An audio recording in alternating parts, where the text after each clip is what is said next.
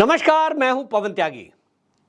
ममता बनर्जी को supreme court के tribunal से बड़ा झटका लगा है और सुप्रीम कोर्ट के ट्रिब्यूनल ने अब सरकार को यह आदेश दिया है कि वो 766 करोड़ रुपए का हर्जाना टाटा मोटर्स को देगा। और इस पर आपको बताएं, यह कहा है कि 2016 से लेकर 1 सितंबर 2016 से लेकर अब तक जब तक फैसला होगा 11% का ब्याज भी सालाना रूप से उसको देना होगा। यानी अब आप समझ लीजिए कि लगभग 1000 करोड़ रुपया ये टाटा मोटर को सरकार देगी। और इसमें आपको बताएं कि ममता बनर्जी का ही इस तरह का हाथ था कि जो आज पश्चिम बंगाल की हालत है कि वहां बेरोजगारी इस कदर है कि वहां रोजगार नहीं है, वहां कोई कंपनी लगाने को तैयार नहीं है, क्योंकि पहले वामपंथी दलों की इस तरह की बातें थी तो ममता बनर्जी वहां इन टाटा मोटर के प्लांट के विरोध में उतर गई थी। और इनके विरोध और आंदोलन के चलते टाटा मोटर का जो नैनो प्लांट लग रहा था, जिसमें इन्होंने घोषणा करी थी कि हम देशवासियों के लिए लखटकिया गाड़ी उसका नाम दिया था कि 1 लाख रुपए में कार लोगों को मिल सके, इसके लिए पश्चिम बंगाल में टाटा मोटर्स अपना एक प्लांट लगाने के लिए उन्होंने जमीन अधिग्रहण की थी। और उस समय वामपंथी दलों की सरकार वहां पर थी। वामपंथी दल की सरकार ने जमीन उपलब्ध कराई थी टाटा मोटर्स को, और ये जमीन थी 997 एकड़। ये मामला 2006 का है। उनको जमीन दी गई, उसके बाद वहां प्लांट लगाना शुरू हुआ। जमीन जो उबड़ खाबड़ थी उसको प्लेन किया गया, वहां दीवारें बनाई गई, ऑफिस बनाया गया, मोटा इन्वेस्टमेंट हुआ, प्लांट शुरू होने वाला था। लेकिन ममता बनर्जी बीच में आई, राजनीति चमकाने की नीयत से वहां के किसानों को भड़काया, लोगों को भड़काया कि आप कैसे जमीन दे सकते हैं, आपकी जमीन छिन गई, मुआवजा बहुत कम है और हम नहीं करने देंगे। और इस तरह से बड़ा एक आंदोलन खड़ा कर दिया। ममता बनर्जी तो उसमें हीरो बन गई और आज वो सीएम भी बन गई हैं उन्हीं आंदोलन से।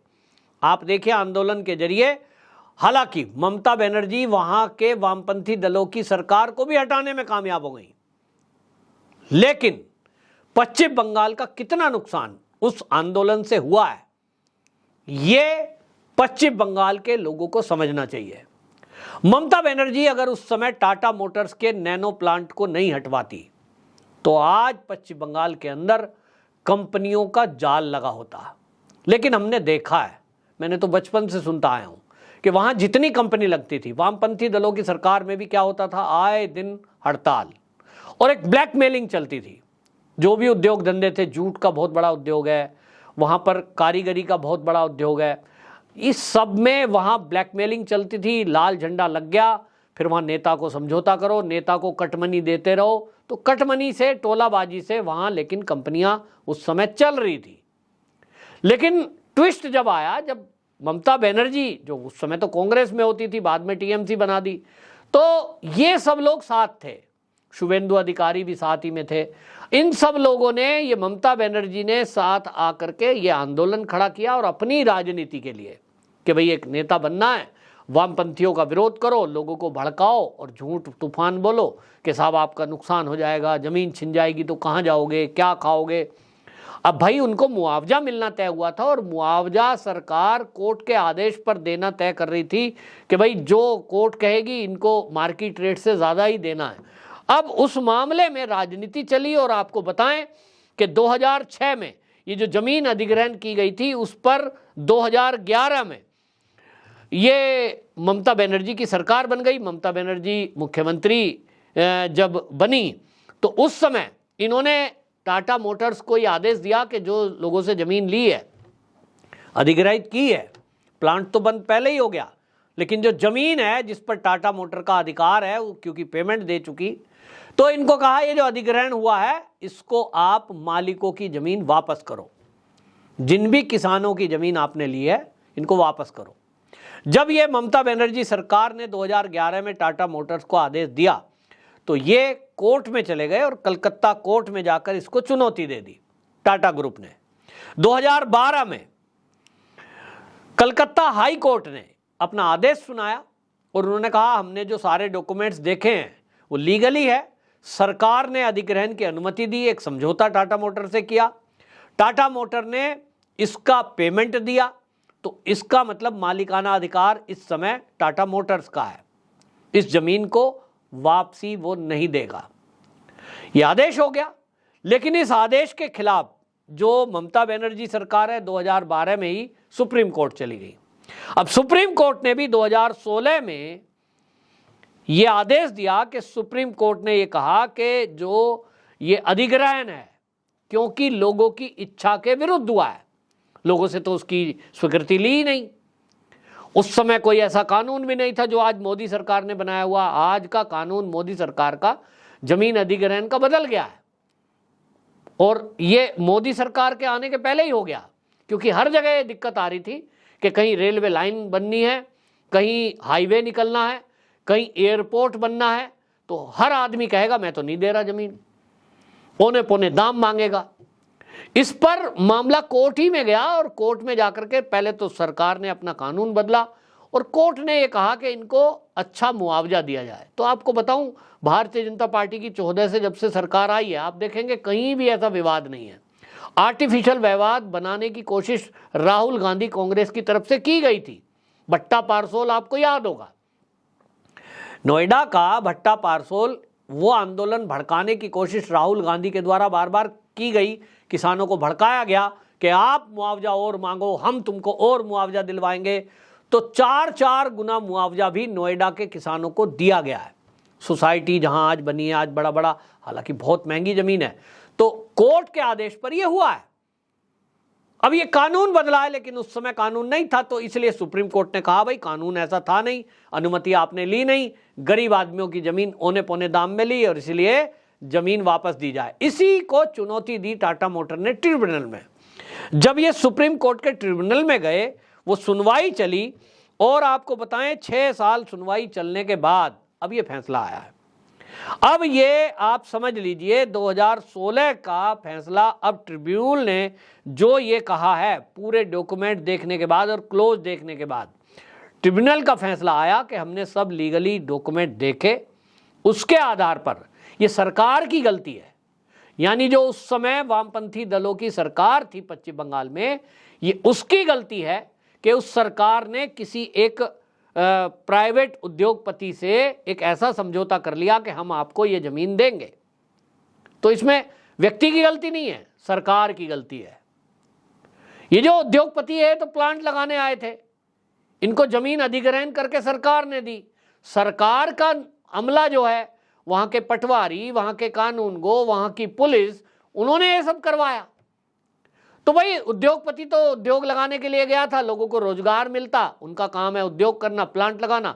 देश में बहुत जगह प्लांट लगते हैं, तो उसको कहीं भी जगह मिलती है। और हुआ ही है कि जैसे ही ममता बनर्जी ने उस समय विरोध किया, पश्चिम बंगाल से ये टाटा मोटर इस प्लांट को उठा करके गुजरात ले गए, क्योंकि गुजरात में मोदी जी थे, वो वेलकम कर रहे थे, आइए उद्योगपति जो भी हो हमारे यहाँ गुजरात में लगाइए। तो आज गुजरात का हाल देख लीजिए आप। जो आज कहते हैं कि भारत में नंबर 1 यदि कोई राज्य है विकसित, गुजरात है। गुजरात मॉडल की चर्चा पूरी दुनिया में होती है। वो कैसे बना? क्योंकि वहां व्यापारियों को सुविधाएं दी गई। मोदी जी इस देश के पहले ऐसे मुख्यमंत्री थे जिन्होंने 14 फार्म को खत्म करके एक सिंगल विंडो, एक फार्म की व्यवस्था की थी, सिंगल विंडो व्यवस्था। ये मुख्यमंत्री रहते हुए मोदी जी ने गुजरात में लागू की थी। किसी को भी उद्योग लगाना है वो आए और केवल एक फार्म भरेगा, उसको उस एक फार्म के आधार पर ही जितने भी 14 डिपार्टमेंट है उन सबसे एनओसी मिलेगी और उसकी मदद की जाएगी। और इसके कारण बड़े पैमाने पर उद्योगपति जो है उन्होंने गुजरात का रुख किया। गुजरात ऐसे ही नहीं डेवलप हुआ, मोदी जी का उसके पीछे का दिमाग है। मेरे एक रिश्तेदार हैं, स्टील फर्म में वो काम करते हैं, और वो किसी काम से जब वो गए, कट्टर कांग्रेसी, लेकिन जब वो पहली बार गुजरात गए तो उन्होंने कहा कि जिस तरह से मेरा ऑफिस में आओ भगत हुआ, मैं तो देख के आश्चर्य हो गया कि सरकारी ऑफिस में मुझे बोला जा रहा है बैठिए, कुर्सी लीजिए, चाय पीजिए। मैं काम कराने गया था और आदत ऐसी थी कि सरकारी अधिकारी सीधे मुंह बात नहीं करते थे। मोटी रिश्वत दो तब वो आपकी कोई एक काम पे सिग्नेचर करेंगे। लेकिन कहते हैं जब मैं गुजरात गया तो मेरा एक्सपीरियंस उल्टा हुआ कि मैं जब ऑफिस में गया हूं और हमने कहा एक कंपनी के रिगार्डिंग बात करनी है, तो उन्होंने कहा आइए बैठिए, पहले चाय पीजिए। क्या करना है, यहीं पे फॉर्म भरिए। ये कहते हैं कि ये व्यवस्था मैंने पहली बार गुजरात में देखी। तो एक तरफ ये वामपंथी दल, एक तरफ टीएमसी, ये कांग्रेस, देखिए इनका हाल क्या है कि इन्होंने किस तरह से जनता का नुकसान किया है। ये ना किसानों के भले हैं, ना ये युवाओं के भले हैं। कंपनियों को उखाड़ फेंकने में, उद्योग धंधों को बंद करने में जिस तरह से लाल झंडे ने काम किया है। साहिबाबाद के अंदर इंडस्ट्रियल एरिया है, उत्तर प्रदेश गाजियाबाद में। आप देखिए कि आज के 15-20 साल पहले हर फैक्ट्री के बाहर लाल झंडा लगा होता था और कहीं ना कहीं हड़ताल चल रही होती थी। सीधा एक एजेंडा इन वामपंथियों का कि भारत के जो लघु उद्योग हैं, उद्योगपति हैं, ये ना पनप जाएं। हड़ताल करके ऐसी मांग रखते थे, दीवारों पे नारे लिखे होते थे, मैंने अपनी आंखों से देखा है। पक्के मकान दो, कर्मचारियों को पक्के मकान दो, पूरा सरकारी वेतन मान दो और 8 घंटे काम करेंगे, ऐसी शर्त लिख दो जो मालिक पूरा ही ना कर सके। क्या कोई प्राइवेट कंपनी का मालिक अपने एम्प्लॉय को मकान दे सकता है सबको? कदापि नहीं, किसी की ताकत नहीं है। क्या सबको पक्का कर सकता है परमानेंट? कि आपने दिहाड़ी मजदूरी पे किसी को रखा है, डेली बेसिस पे मजदूर को रखा है, आप कह रहे हो पक्का वेतन मान दो उसको सरकार की तरह, क्या दे सकता है? नहीं। ऐसी मांगे रखी गई और बड़े पैमाने पर उद्योग धंधे बंद हुए। भारत का लघु उद्योग ठप कर दिया गया। ये वामपंथियों की एक चाल थी बहुत बड़ी। इसी तरह से इस देश के उद्योगपतियों को इसी तरह से नुकसान पहुंचाया गया। आज वही काम कांग्रेस कर रही है। ये जो वामपंथियों के सुर में सुर कांग्रेस, आप राहुल गांधी जो अडानी को टारगेट कर रहा है, इसके पीछे का मकसद क्या है? यही तो है कि भारत के उद्योगपतियों में ये भय पैदा कर दो कि अगर कांग्रेस की सरकार आई तो भाई आपकी ताल गलेगी नहीं जब तक इनसे सेटिंग नहीं कर लोगे, नहीं तो ये आपका करोड़ों रुपए का, अरबों रुपए का नुकसान करा सकते हैं। कोई भी एक एजेंसी की रिपोर्ट आएगी, संसद में ये हल्ला करेंगे, संसद में सवाल होगा और फिर वो ठप हो जाएगी। कहेंगे भाई इन्हीं के देश के लोग इन्हीं के उद्योगपति पे सवाल उठा रहे हैं, कुछ तो गड़बड़ होगी। तो अडानी का नुकसान करा दिया इन्होंने। अडानी का नुकसान किसका? चीन का नुकसान थोड़ा ही है। अडानी का नुकसान कोई जापान का नुकसान थोड़ा ही है। अडानी का नुकसान होने से कोई अमेरिका का नुकसान थोड़ा ही है, भारत का नुकसान है। और उस नुकसान के कराने में ये जो विपक्षी नेता हैं, राहुल गांधी, वामपंथी दल, आप ये सब खुश हैं क्योंकि देश से लगाव नहीं है, देश के उद्योगपतियों से लगाव नहीं है।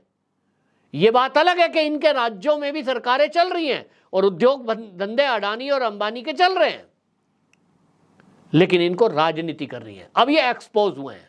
ममता बनर्जी की तो पोल खुली है, लोगों को पुराने किस्से याद आएंगे, लेकिन अब यह भी तय हो गया है कि जो सरकार का विभाग है, अब वो विभाग आपको बता दें, इसमें जो WBIDC जो विभाग है, वाणिज्य और उद्यम विभाग, उसका जो प्रमुख नोडल एजेंसी है, वो अब टाटा मोटर्स को लगभग 1000 करोड़ रुपए पे करेगा। ये टाटा मोटर की बड़ी जीत है।